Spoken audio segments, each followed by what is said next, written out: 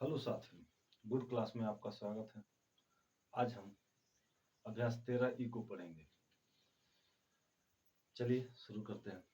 कह रहा है कि आप लोगों के सामने यह त्रिभुज है, यह त्रिभुज है और यह त्रिभुज है।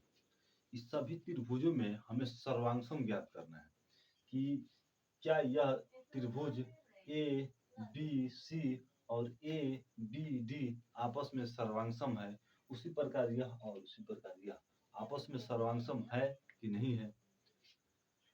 किस नियम से ज्ञात करना है? तो समकोण कर्ण भुजा के नियम से। आप लोगों को पता होगा, जो भी व्यक्ति पीछे वाली वीडियो में हमने सर्वांगसमता के बारे में बताया है कि सर्वांगसम क्या होता है। जो नहीं देखा है वो जाकर के पहले उस वीडियो को देख ले। हमें पता है कि समकोण कर्ण भुजा जब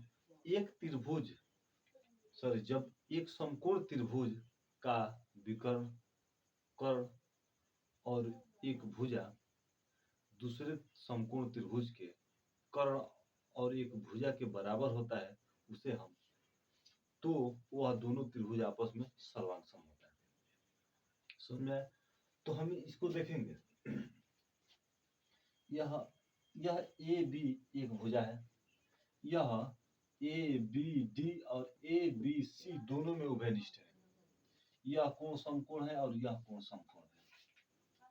क्लियर? यह जो भुजा है 2 सेंटीमीटर और यह भुजा है 2 सेंटीमीटर। तो हमें पता है कि हम इसको लिख सकते हैं, त्रिभुज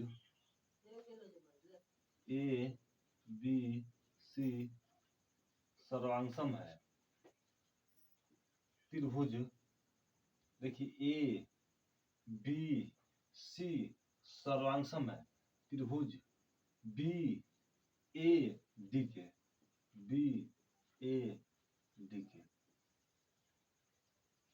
हो गया। क्लियर? आगे देख रहे हैं। यह कह रहा है इसमें कि त्रिभुज यह एक त्रिभुज है और यह एक त्रिभुज है। इसमें यह कोण 90 अंश, यह कोण 90 अंश, ए डी दोनों में उभयनिष्ठ है। यह 3 सेंटीमीटर और यह भी 3 सेंटीमीटर। तो हमें समकोण कर्ण और एक भुजा से पता चल गया कि यह त्रिभुज सर्वांगसम है। इसको हम लिख सकते हैं ए डी बी। ए देखिए ए डी बी सर्वांगसम है। त्रिभुज ए डी सी के यह क्या है? सर्वांगसम है। समझ में आया? अब हमें इसको देखना है। इसमें यह कोण 90 अंश, यह कोण 90 अंश, यह 2 सेंटीमीटर, यह 2 सेंटीमीटर, यह 2.4 सेंटीमीटर और यह 2.4 सेंटीमीटर। तो हम इसको लिख सकते हैं त्रिभुज ए ओ डी। उसके बाद हम लिख सकते हैं इसको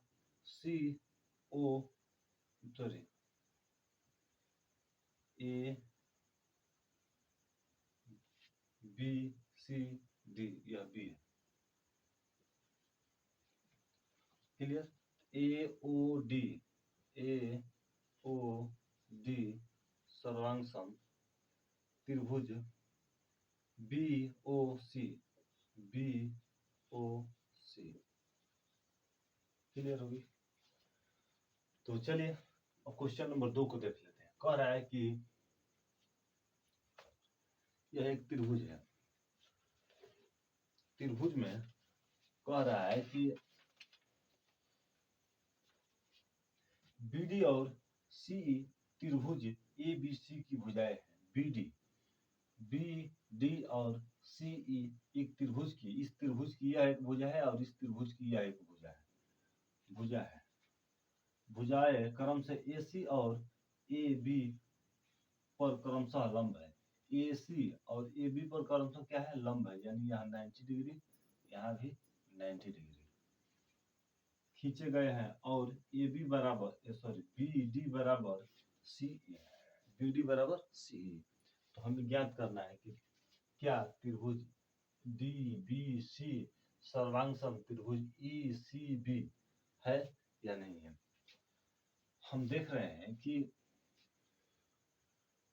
जो यह त्रिभुज है DBC जो BC बराबर BC, यह जो BC है इस त्रिभुज में भी है और यही BC इस त्रिभुज में भी है। यह कोण 90 अंश का है, यह कोण 90 अंश का है। हमें दो चीज मिल गया, एक यह भुजा मिल गया,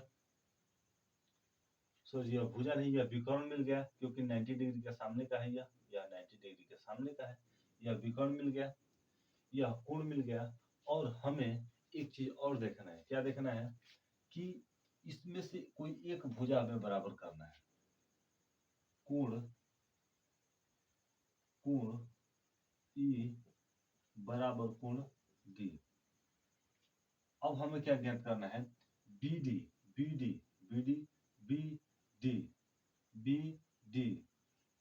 बराबर CE।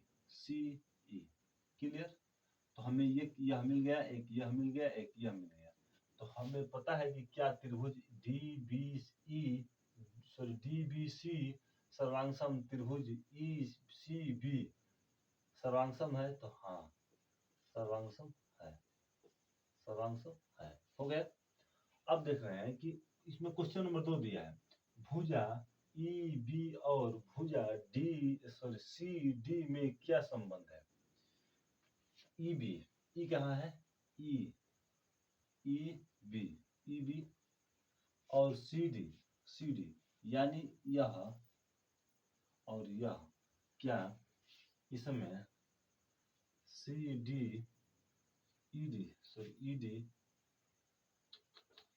EB बराबर CD बराबर है। तो हाँ बराबर है।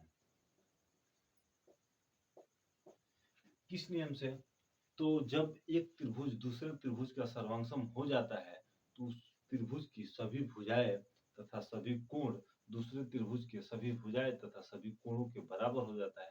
इस नियम से यह त्रिभुज आपस में सर्वांगसम हो जाता है और इसकी सभी भुजाएं सभी कोण आपस में बराबर हो जाता है। क्लियर। अब हम क्वेश्चन नंबर 3 को देख लेते हैं।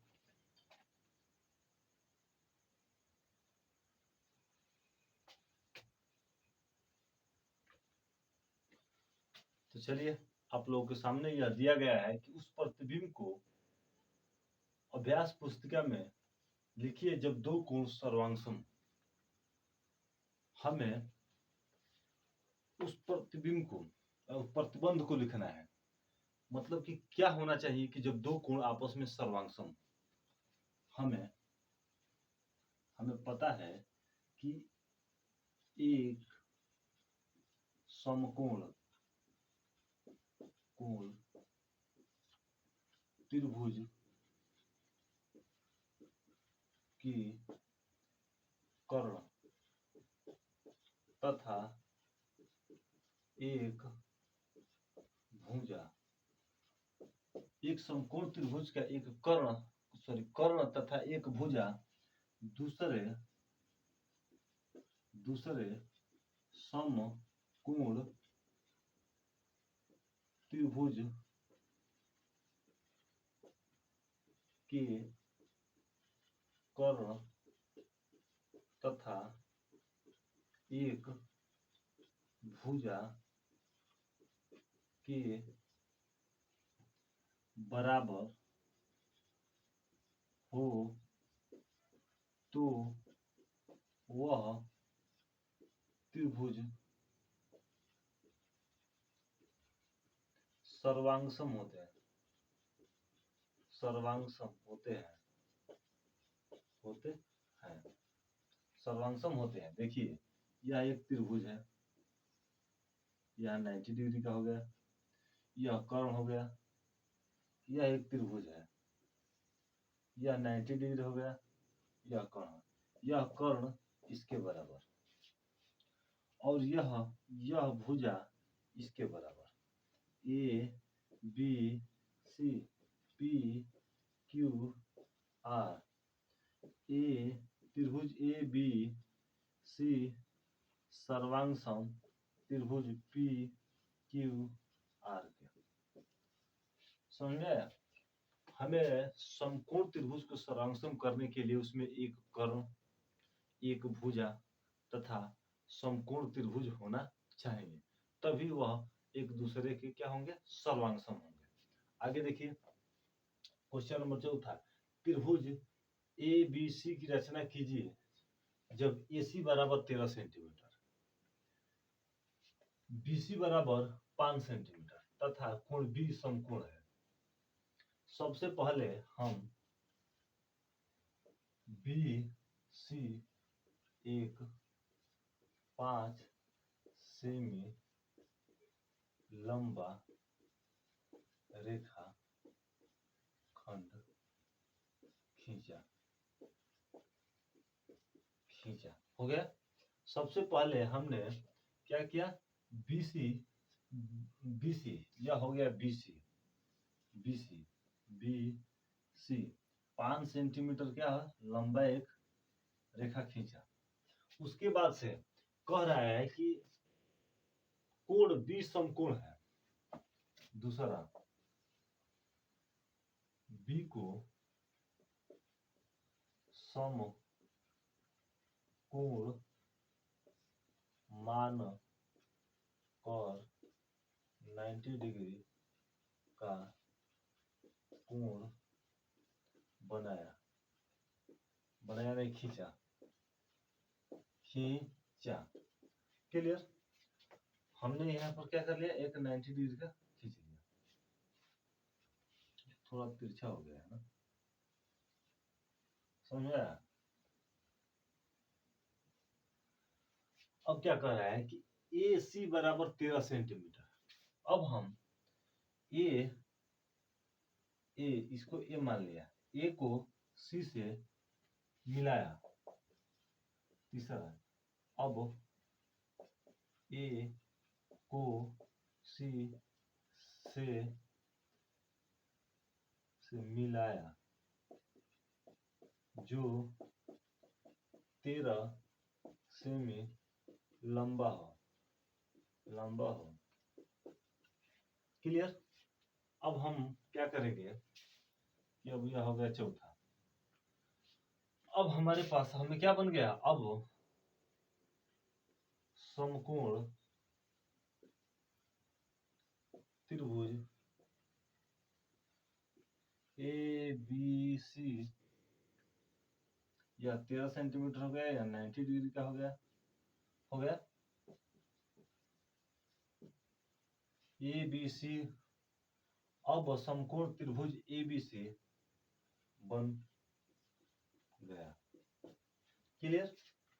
तो हो गया आप लोगों के सामने यह। अब हम इसको कर क्या सकते हैं,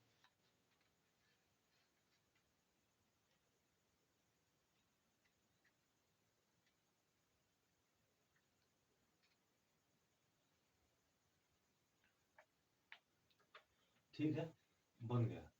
देखिए अब हम क्या कर सकते हैं, इसमें एक थोड़ा सा यह दिया है कि हम इसमें यहाँ पर चाप काट सकते हैं। इसको क्या कर सकते हैं, इसमें चाप काट सकते हैं। इसको यहाँ से केंद्र 13 सेंटीमीटर लंबा यहाँ पर लिख सकते हैं, यहाँ पर लिख दे, यहाँ पर लिख दे रहे हैं। चलिए यहाँ पर लिख दे रहे हैं। यह पांचवा हो गया, यह चौथा हो गया। C को केंद्र मानकर 13 सेमी लंबा चाप A पर काटा। हो गया। जब काट दिया यहाँ से यहाँ हो गया, अब इसको मिला दिया, बन गया आप लोगों के सामने। तो चलिए आज हमारा अभ्यास 13 ही समाप्त हो गया। अब हम अगली वीडियो में अगले अभ्यास को लेकर आएंगे। तो प्लीज वीडियो को लाइक शेयर सब्सक्राइब करना ना भूलिएगा। जय हिंद, जय भारत।